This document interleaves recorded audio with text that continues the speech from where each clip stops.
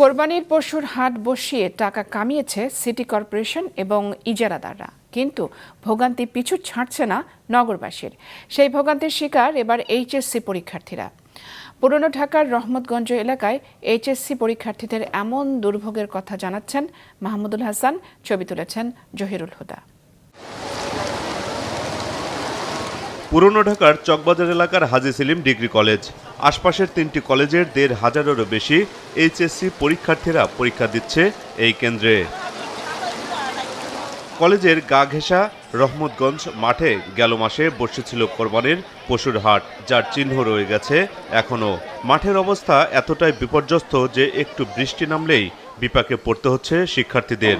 এবড়োথেবড়ো সড়ক পেরিয়ে কোনো রকমে স্কুলের মাঠ পর্যন্ত আসা সম্ভব হলেও পরীক্ষার হল পর্যন্ত যাওয়া রীতিমতো যুদ্ধের শামিল। পুরোটাই ভিজা, এই আঁটুর থেকে এই পর্যন্ত ভিজা ছিল, কাদাই করা। পুরো আসার টাইমে আমরা পরীক্ষাতে দিব ওরকম ইয়া ছিল না, এতটা অসুবিধা হয়েছে আর কি। বৃষ্টির জন্য অনেকটাই ভোগান্তি শিকার হয়েছে। আমাদের এদিকে কাদা দিয়ে ভরে গেছে, আমরা অনেকে উষ্টা খেয়ে পড়ে গেছে, অনেকের কাদা দিয়ে ভরে গেছে। ফার্স্ট পরীক্ষার দিন অনেকে ভিজে 3 ঘন্টা পরীক্ষা দিছে, অনেকে অসুস্থ হয়ে গেছে। গর্তে আন্টিরাও পড়ে গেছে, প্যারেন্টসরাও পড়ে গেছে, আমরাও পড়ে গেছি। অ্যাক্সিডেন্টে পা মোচড় খাইছে, পা মোচড় এইভাবে এক্সাম দিতে আসছে লাঠি নিয়ে ওরা। নিয়ম অনুযায়ী হাট শেষ হওয়ার পর সড়ক ও মাঠ সংস্কারের দায়িত্ব সংশ্লিষ্ট ইজারাদার এবং সিটি কর্পোরেশনের, কিন্তু পরিস্থিতি দেখে মনে হচ্ছে ইজারার টাকা আদায় ছাড়া কেউ কোনো দায়িত্ব পালন করেনি। এমন দায়িত্বহীনতায় ক্ষুব্ধ অভিভাবকরা। প্রচণ্ড বৃষ্টি ছিল তো, আর ওই মাঠের ওই গেটটা আমাদের জানা ছিল না। এই গেটটা যখন ঢুকছি, ঢুকে তারপর ছেলেরা কোনো রকম কেস খোলায় তারপর এখন পর্যন্ত আনছে।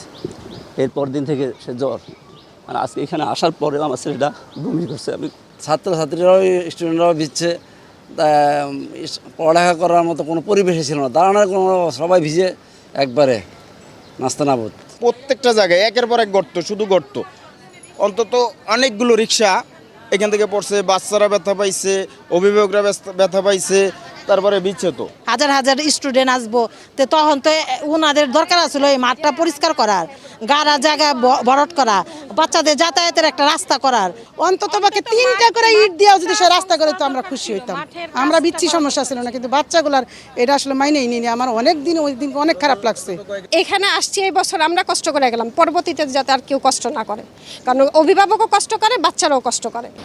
শিক্ষা প্রতিষ্ঠান উপযোগী করে না তুলে কেন এখানে পরীক্ষা হল আনা হয়েছে, কেনই বা শিক্ষার্থীদের এমন দুর্ভোগের শিকার হতে হচ্ছে, এমন প্রশ্ন ছিল প্রতিষ্ঠান প্রধানের কাছে। একটা বাচ্চাকে যখন আমার কলেজে আসবে, একটা কেন্দ্রে যখন একটা বাচ্চা আসবে, সেই বাচ্চাটা গেট থেকে যখন গেটে আসবে, গেট থেকে আমার দায়ভার, আসলে তো গেটের বাইরে আমার দায়ভার না। এখন কিছু কিছু প্রতিবন্ধকতা হয়তো তৈরি হয়েছে, আসতে যেতে বা কোনো বাচ্চা অসাবধানতাবশত হয়তো কিছুটা হয়েছে, তা আমরা আজকের দিন থেকে আমরা মোটামুটি ট্যাকেল করে ফেলেছি। দ্রুত শিক্ষার্থীদের দুর্ভোগ নিরসনে ব্যবস্থা নেওয়ার দাবি জানিয়েছেন ভুক্তভোগী শিক্ষার্থী ও অভিভাবকরা। মাহমুদুল হাসান, মাছরাঙা সংবাদ, ঢাকা।